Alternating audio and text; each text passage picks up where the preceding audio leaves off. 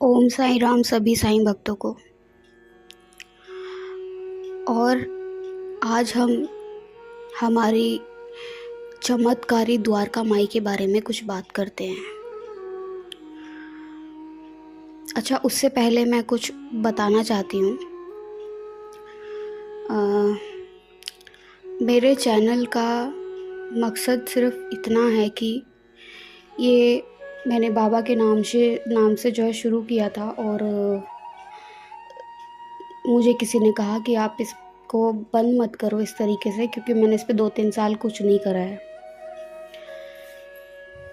तो बस मैं इस चैनल पे जो काम करती हूँ ना, जो भी कर रही हूँ, वो सिर्फ ये पर्पस है कि वो काम बाबा को समर्पित है, और मुझे इस चैनल को ऐसे ही रखना है। मैं आपसे कभी नहीं बोलूँगी कि आप इसको सब्सक्राइब करो। आपको अगर वीडियो अच्छी लगती है तो उसको लाइक ज़रूर करो, क्योंकि ये बाबा का काम है, यहाँ बाबा की बातें होती हैं। तो कुछ लोगों ने, हालांकि मेरे 200-250 सब्सक्राइबर हैं, उनको लगा कि मैं ये काम कर रही हूँ तो वो खुद भी ये चीज़ करने लग गए।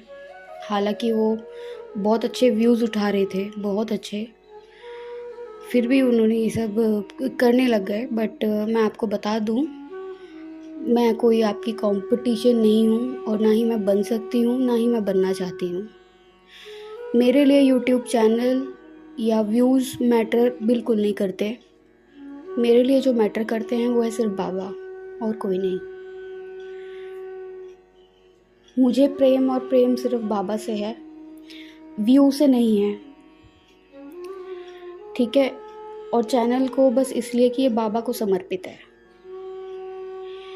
मुझे नहीं पता किस वजह से मैंने बना लिया या क्या हुआ, ऐसा मेरे को नहीं उस बात की नहीं वो है। बट आप करिए, आपको जो करना है। और मैं आपकी कंपटीशन कभी नहीं बन सकती, ना मैं बनना चाहती, ना मुझे व्यूज़ चाहिए। पर ये है, जितने लोग बाबा की वीडियो देखते हैं ना, बस वो वीडियो को लाइक ज़रूर करा करें, क्योंकि मुझे बहुत खुशी होती है जब मैं बाबा के लिए ये वीडियोस बनाती हूँ। आपको मैं डिस्क्राइब नहीं कर सकती उस खुशी के बारे में कि मुझे कितनी खुशी होती है। तो आप करिए, और मैं भी अपना काम करूँगी, लेकिन मेरा काम थोड़ा अलग है। जो भी मैं करती हूँ वो बाबा को है समर्पित। अच्छा, तो अब हम बात करते हैं द्वारका माई के बारे में। हमारी द्वारका माई बाबा की द्वारका माई, और हम उसके बच्चे हैं। जब भी आप द्वारका माई में जाते हो ना, तो आप थोड़ा, अब द्वारका माई पूरी रात खुलती है, तो आप मतलब बेसिकली द्वारका माई का जो अंदर मेन वो है, बाबा का द्वारका माई, उसको बंद कर देता है, लेकिन सभा मंडप ओपन रहता है। आप जब भी द्वारका माई में जाते हैं तो थोड़ा लेट जाओ, मतलब टाइम थोड़ा आप लेट जाओगे, 10 बजे के बाद, 11 बजे के बाद, तो आपको और ज़्यादा शांति मिलेगी, क्योंकि रश नहीं रहता इतना।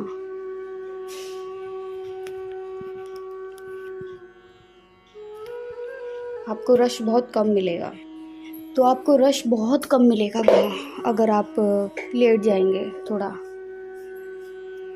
मैं आपसे कुछ बातें शेयर करूँगी, मेरा क्या अनुभव रहा और शिरडी में क्या रहा। मैं उस पर नहीं जाती, कुछ चीज़ों को अपने अंदर रखेंगे आप तो ज़्यादा अच्छा है।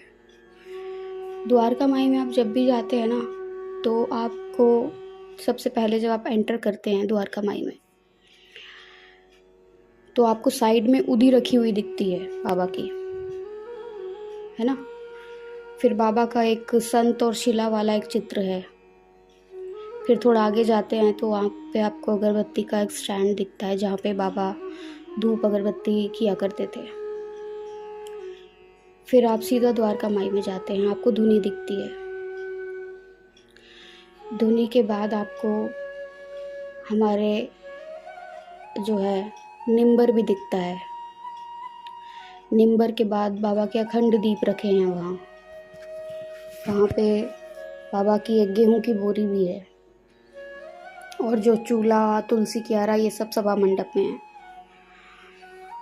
तो फिर आप जब जाएंगे, जब आप बाबा की जो द्वारका माई पोज पिक्चर, जो मेन पिक्चर रखी है धुनी के जस्ट अपोजिट, आप उसको देखना कभी गौर से। उसमें सच में आपको एक माँ दिखेगी, क्योंकि वो माँ ही है, द्वारका माँ ना, द्वारका माँ, द्वारका माई माँ है वो। आप बहुत ध्यान से उस पिक्चर को देखोगे ना, और बहुत भाव से आप, अगर कुछ है ऐसा मन में जो भी है, वो आप बाबा को बोल दो।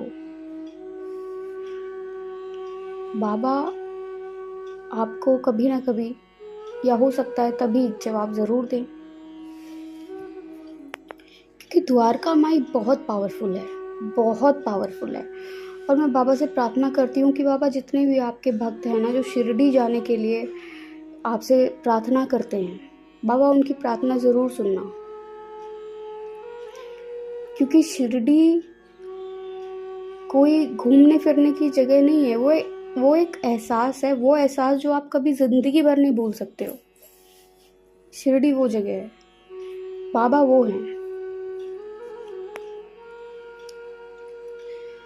आप बाबा से मांगना सबसे पहले बंद कर दो। बाबा मुझे ये चाहिए, बाबा मुझे वो चाहिए। देखो, बाबा के हाथ में ना सब है। जो भी आपकी प्रॉब्लम है ना, वो चुटकियों में सॉल्व कर सकते हैं। बट बाबा ऐसा करना इसलिए नहीं चाहते, क्योंकि जो हमारे बुरे कर्म जो हम करके आए हैं अपने पूर्व जन्म में, हालांकि हमें नहीं पता हमने क्या बुरे कर्म करे हैं, उन बुरे कर्मों को बाबा चाहते हैं कि हम इस जन्म में भुगत लें।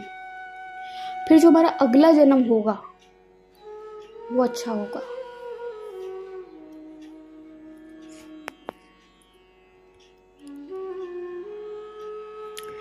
तो इसीलिए अगर आप बाबा को कुछ भी मानते हो, मैंने बाबा को एक ईश्वरीय रूप में देखा है शुरू से, गुरु के रूप में भी देखा है। आप कुछ भी बाबा को मानते हो, तो आप मांगो मत, जो हो रहा है होने दो। बोलो बाबा तुम्हारी जो इच्छा है ना, ठीक है।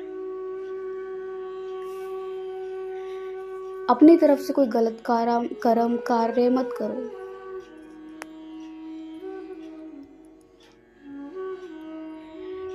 कोई गलत कार्य मत करो, कर्म मत करो, सेवा करो। पर एक चीज को ध्यान में रखो, हमारे लिए क्या सही होगा ना, वो सिर्फ बाबा को पता है, आपको नहीं पता है। वो अगर आपको कुछ नहीं भी दे रहे हैं ना, वो आपके लिए अच्छा है। और जो दे रहे हैं वो भी अच्छा है, और जो नहीं दे रहे हैं वो सबसे अच्छा है। वो हमारे पिता हैं, हमारे गुरु हैं, उन्हीं को पता है हमें क्या देना है, हमें क्या नहीं देना। तो अब से आप जब भी द्वारका माई में जाओ ना, मत मांगो, क्योंकि उन्हें सब पता है पहले से ही आपको क्या चाहिए। हम जिस भी भगवान को मानते हैं ना, जिस भी तरफ हम जाते हैं, भगवान तो एक ही है, खैर रूप सबके अलग है। उनको पता होता है हमें क्या चाहिए, हमें क्या नहीं चाहिए, तो वो सब पता है। अब आप जब भी द्वारका माई में कदम रखो, बस ये सोच के रखना कि मैं अपनी माँ के गोद में हूँ, मैं अपनी साईं माँ के पास हूँ, मैं अपने बाबा के पास हूँ, मुझे कुछ नहीं चाहिए। और जब भी आप वहाँ बैठो ना, तो बाबा का ध्यान करने की कोशिश करो। मैंने कहा ना, द्वारका माई बहुत पावरफुल है, बहुत पावरफुल है। अगर आप चाहते हो ना उसकी पावर देखना, तो बाबा की तरफ जाओ जितना जा सकते हो। इस द्वारका माई में बाबा ने 60 साल निकाले और इसी द्वारका माई में न जाने कितने चमत्कार हुए। सोचो आप, तो कितनी पावरफुल होगी वो द्वारका माई जिसमें बाबा ने इतने चमत्कार किए। आप जब द्वारका माई में बैठोगे तो आपको लगेगा कि मेरी जो भी जिंदगी में जो भी परेशानी है, कुछ भी है, बस भूल जाओगे आप वहां पे, बिल्कुल भूल जाओगे।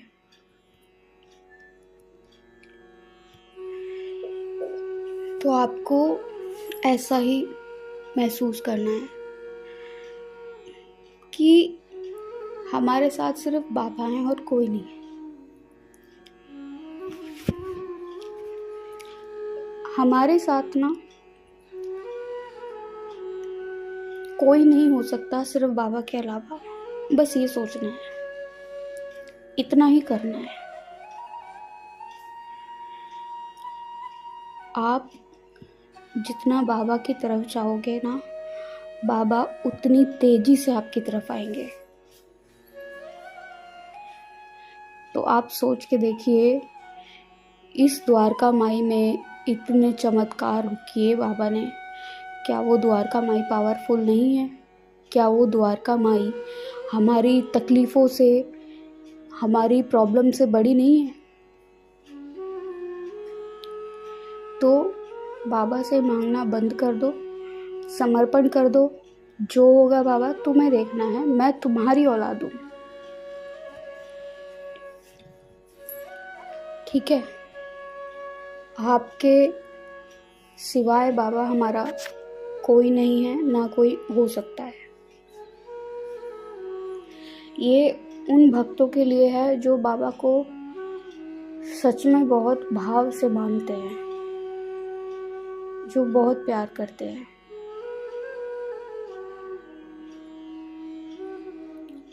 और जो भी हमारे बुरे कर्म हैं, हमको उनको भुगत लेना चाहिए, क्योंकि बाबा ने खुद ये कहा है कि बाबा किसी के भी प्रारब्ध में हस्तक्षेप नहीं करते हैं, ठीक है बाबा। और हाँ, एक चीज़ और, जब आप लोग दुखी होते हो ना, बाबा भी दुखी होते हैं।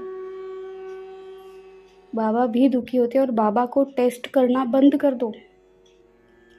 ये सभी साईं भक्तों के लिए मैं बोल रही हूँ, बाबा को टेस्ट करना बंद कर दो। उन पे कितनी जिम्मेदारियां हैं, है ना? तो अपनी तरफ से बस बाबा को इतना दिखाओ कि बाबा आप जो करोगे अच्छा करोगे, आप ही हमारा अच्छा बुरा जानते हो, और हम तो आपके बच्चे हैं, हमें नहीं पता इतना। उसके बाद देखो आप बाबा क्या करते हैं। द्वारका माई का एक एहसास जो है ना, वो सच में आपको ये महसूस कराएगा कि आप एक माँ की गोद में हो और आपकी कोई चिंता, कोई टेंशन नहीं है।